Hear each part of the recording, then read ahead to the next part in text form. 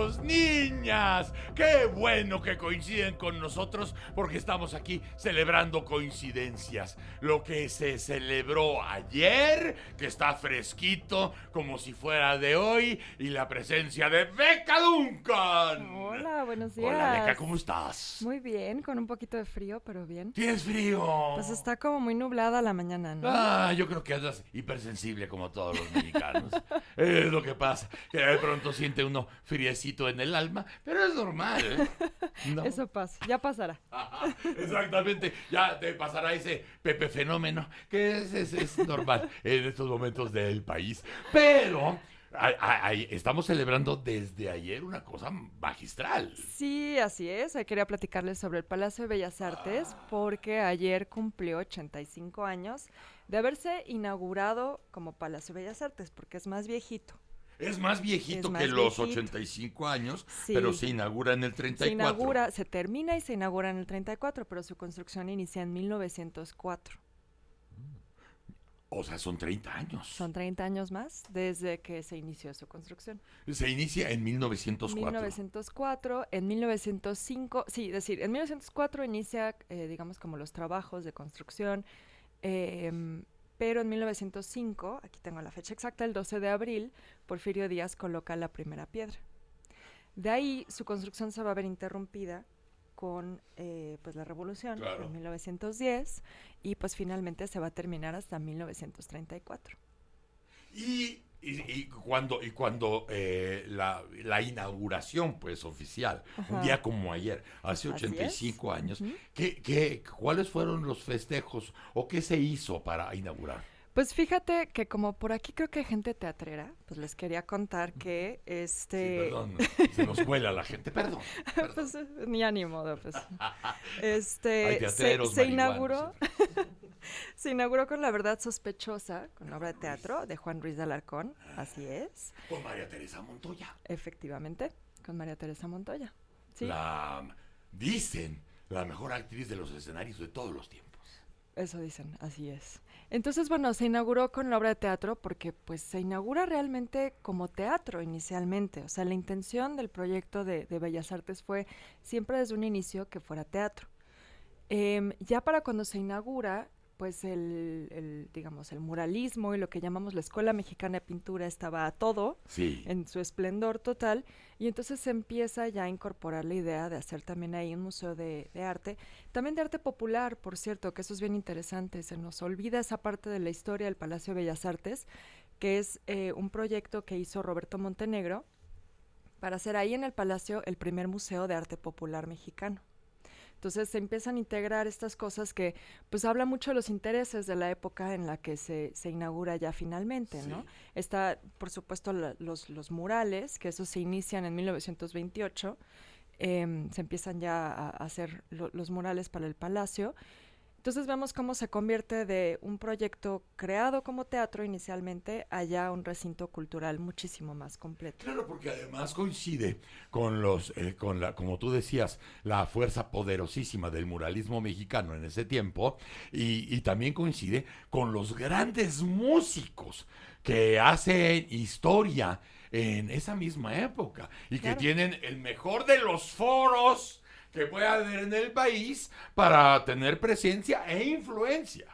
Sí, exactamente, pues es la época de Carlos Chávez, ¿no? Ni más ni menos. Entonces, claro, va a ser un momento de una, digamos, ebullición artística impresionante y todo eso pues va a impactar en lo que se va a convertir el Palacio de Bellas Artes, que es, pues hasta nuestros días es también el recinto museístico más importante. Además. Sí, Sí, bueno, finalmente el palacio incluye todas las artes así es. en su máxima expresión. Sí, exactamente, y sí, sí todas, ¿no? Porque, digamos, en la parte de teatro, pues no solo se presenta teatro, ópera, danza, está por supuesto las salas de exposición para exposiciones de artes, plásticas, pero también en el último piso está el Museo de Arquitectura. Sí. Entonces sí es un recinto muy, muy completo. Y precisamente hablando de arquitectura, yo quería platicarles un poquito de los dos arquitectos encargados de hacer este De la obra. maravilloso recinto que tenemos ahora, que por cierto me lo pelucearon durante muchos años. ¿Por qué? No era considerado un lugar así tan bonito como lo vemos hoy en día. O sea, hubo una época en la que hasta decían que era de mal gusto, pues no decían que parecía pastel de 15 años. ¿Quién sabe con quién te juntes, Beca? Pero sí te lo pelucearon un rato. Sí, hubo un rato que sí, la gente lo peluceaba, pero ya creo que lo aceptamos. O sea, sí hubo una época en la que tanto la arquitectura del exterior, que es pues ecléctica del siglo XIX todavía, ¿Sí? no era considerada de buen gusto, y tampoco el interior, el interior Art Deco. También hubo una época en la que el Art Deco se consideraba como medio feón. Bueno, pero ¿no? también acuérdate de la última remozada que le dieron a la sala y todo eso. También hubo un gran debate, Sí, pero fuerte. sí, claro, porque se perdieron butacas. También por ahí decían que se dañó la acústica del espacio. Eso, pero corrió gruesísimo Sí. y con bastante salero y con bastante intensidad. Sí. No, ha sido, sí, definitivamente es un espacio que ha levantado pasión, ¿no? Sí, y lo que es cierto y el común denominador de la historia del Palacio de Bellas Artes es que todo lo que se ha presentado ahí obedece a estándares muy altos.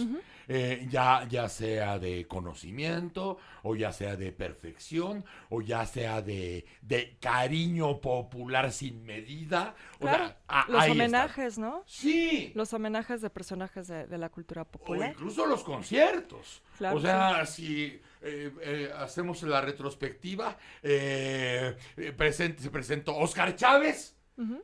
y todo el mundo estuvo de acuerdo. Se presentó Juan Gabriel. Juan Gabriel, sí. Todo el mundo estuvo de acuerdo. Estuvo Lola la Grande, ¿no? Sí. Lola Beltrán.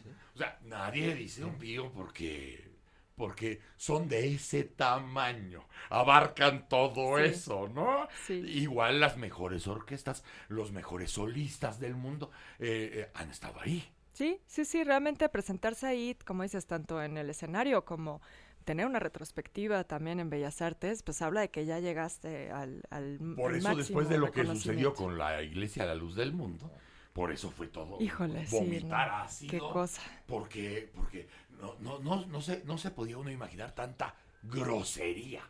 Para un lugar de esas dimensiones, de esa historia, de esa representación, ¿no? Sí, y creo que eso también nos habla del tema político. Claro. O sea, porque no hay que olvidar que la arquitectura es una forma de hacer política en el espacio público. O sea, la arquitectura siempre nos habla de una forma de representar el poder político, el poder económico, ¿no?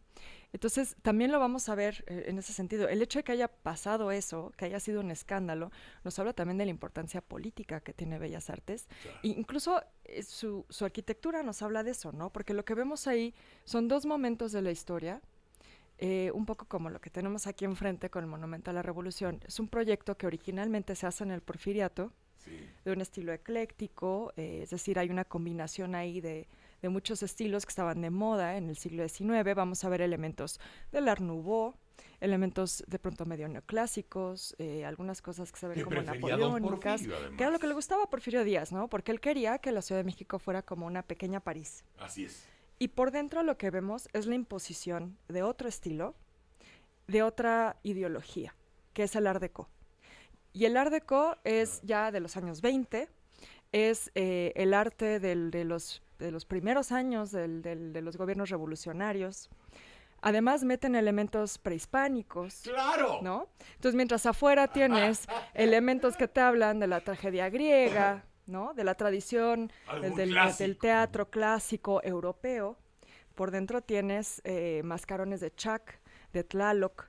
Entonces ahí ya es otro lenguaje plástico, otro programa arquitectónico que nos habla precisamente de que hubo un cambio de ideología. Y que tiene que ver, como tú dices, con lo político y social. Totalmente. Me acordé mucho ahora que decías eso, me acordé mucho de la Sagrada Familia, que es exactamente lo mismo, ¿no? Si pasan 14 generaciones de arquitectos, pues tienen que llegar con la carga que traen de su presente. Y lo mismo pasaba en Bellas Artes, pero claro, protegidos por el gran cascarón exterior, que es el que envuelve todo y el que justifica todos esos momentos sociales y políticos. Claro, pero sí hay un cambio, ¿no? O sea, cuando Sí. uno entra, incluso en los colores, ¿no? Sí. Afuera es mármol blanco, luminoso. Un pedazo de Europa. Sí, y adentro es un mármol oscuro, Sí. negro, rojo, ¿no?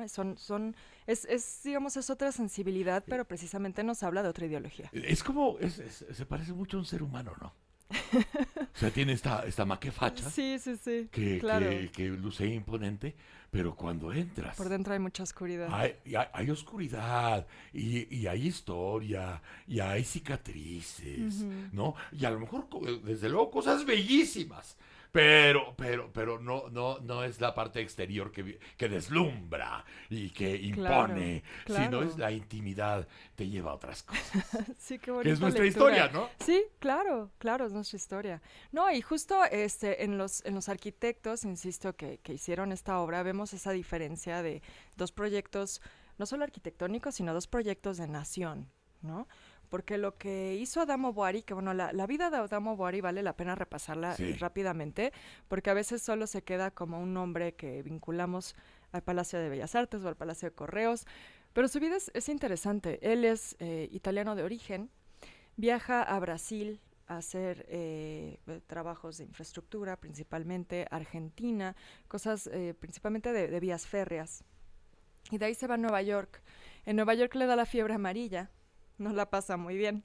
Y después se traslada a Chicago, esto en 1893, para hacer obras para una exposición universal que hubo ahí. Hay que recordar que hacia la última mitad del siglo XIX comienza a haber estas exposiciones Las universales, ferias. las ferias donde se presentaban avances tecnológicos, avances en la industria en general, pero también avances artísticos, ¿no? Cada país mandaba sus pabellones, mostraban a sus mejores artistas, sus innovaciones artísticas también.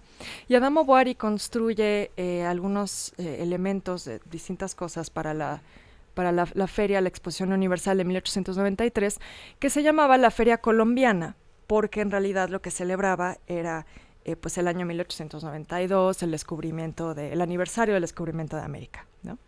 Entonces, ahí en Chicago él entra en contacto con dos personajes que van a ser fundamentales para el desarrollo de la arquitectura, no solo en Estados Unidos, sino en el mundo, que va a ser Louis Sullivan y Frank Lloyd Wright. Claro.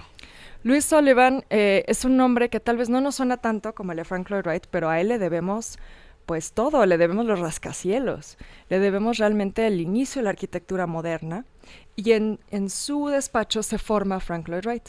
Y en su Ya. despacho se va a formar también Adamo Boari. También.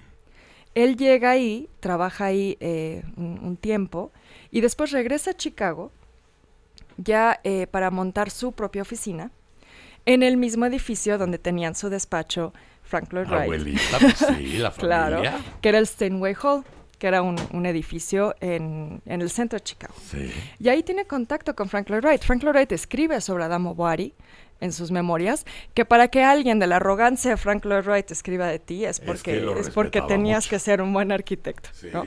Entonces no estamos hablando de una cosa menor cuando hablamos de Adamo Boari. Lo interesante es que Frank Lloyd Wright narra como que discutían un poco en broma, porque Adamo Boari lo molestaba por su arquitectura austera, es decir, moderna, ¿no? Frank Lloyd Wright ya está viendo mucho de lo que va a ser la arquitectura posteriormente con la Bauhaus y otros movimientos desde finales del siglo XIX. Y Frank Lloyd Wright se burlaba de él diciéndole que usaba gorguera renacentista, Claro. ¿no? Excedido. Ajá. Pasteloso. Exactamente. Claro. Entonces, bueno, Adamo Boari ahí, digamos, se forma intelectualmente, ¿no? Él ya llegaba con una formación académica, pero ahí es donde realmente él se empapa de las corrientes modernas de la arquitectura, y ahí es donde empieza a hacer él los proyectos para el Palacio de Bellas Artes, en este despacho, a un ladito de Frank Lloyd Wright. Fíjate nada más. Sí, entonces ahí se conjuntan los dos momentos de la historia de la arquitectura bien interesante. ¿Por qué Adamo Boari, digamos, de haber estado en Chicago, en Brasil, por qué entra en el radar mexicano? Porque manda un proyecto para lo que iba a ser el Palacio Legislativo, que terminó siendo el Monumento a la Revolución, que tenemos aquí enfrentito. Así es. Adamo Boari mandó un proyecto junto con muchos otros, se hizo, digamos, como un concurso internacional. Termina ganando Emil Bernard, pero bueno, Adamo Boari manda su proyecto, gana segundo lugar, y entonces aquí en México ya está como, insisto, en el radar, ¿no? Ya lo ubican. Y entonces le empiezan a pedir proyectos, principalmente religiosos. Trabaja, por ejemplo, en la parroquia de Guadalajara. Y entonces se le encomienda ya después la creación del Palacio de Bellas Artes, en ese momento como Teatro Nacional. Claro. Entonces él entre 1902 y 1904 empieza a, digamos, a planear esto, y ya en 1904 se inicia la construcción. Adamo Boari se vendría a vivir a México, incluso se construyó su propia casa en la colonia Roma, que lamentablemente ya no existe, pero bueno, es lo que ahora es el Parque Juan Rulfo, en ese triangulito, ahí, entre Monterrey, Insurgentes, sí. Ahí era la casa de Adamo Boari. Y entonces aquí hace primero el Palacio de Correos y ya después el Palacio de Bellas Artes. Él hace Correos. Él hace Correos también. Y luego Bellas Artes. Y luego Bellas Artes. Él tiene las esquinas que dominan. Exactamente. Sí, nos dejó una esquina bastante bonita, ¿no? Oye, ¿sí? Pues es la que salen todas las fotos obligado. Sí, sí, sí, sí. ¿Qué? Bueno, es que esa plaza con Palacio de Correos, el Munal, Palacio de Minería, no, es una belleza. Y mira, estábamos viendo esta información de los conciertos, por ejemplo, que estábamos hablando. En septiembre del 44 fue el primer concierto de música popular. Y estuvieron en ese concierto en el 44, o sea, 10 años. 10 años después. En su primera década, Tito Guízar, Pedro Infante y el Mariachi Vargas. Ah, bueno, ni más ni menos. También han estado en Bellas Artes Serrat, sí, Lola Beltrán, Duke Ellington, Luciano Pavarotti, Plácido Domingo y en 1950 María Callas. Ah, claro, María Callas, sí. Fíjate nada más, de los homenajes luctuosos en Bellas Artes, en el 49 José Clemente Orozco, en el 50 Virginia Fábregas, en el 54 Frida Kahlo, en el 70 Agustín Lara, en el 86 Juan Rulfo, en 2002 María Félix, entre otros. Interesante. Imagínate. Sí, no, bueno. No, y también, sí, creo que mencionaste Carlos Monsiváis. No, o sea, me quedé nada más. Sí. Pero Carlos Monsiváis, claro, ¿no? Ahí también se despidió la gente de Carlos, ahí en Bellas Artes. ¡Qué lugar! Mira, deberíamos tener más tiempo, pero hay alguien que tú conoces que la verdad le vale madre. No importa, porque de todas maneras tenemos el placer de saludarte todos los lunes, pero es un tema que da el de Bellas Artes y sus 85 años, para seguir platicando y platicando de lo que ha pasado ahí, de lo que no pudo pasar ahí y de lo que podría pasar ahí. Claro, sí, muchas anécdotas sobre el palacio. Beca Duncan, gracias. Muchas gracias a ti. Gracias por estar con nosotros, Beca Duncan. ¿Y ya nos vamos? ¿Ya nos vamos? Pues por eso nos estaban cortando, porque ya se acabó el tiempo. Muy Oye, bien. gracias, Beca. No, gracias a ustedes. Al María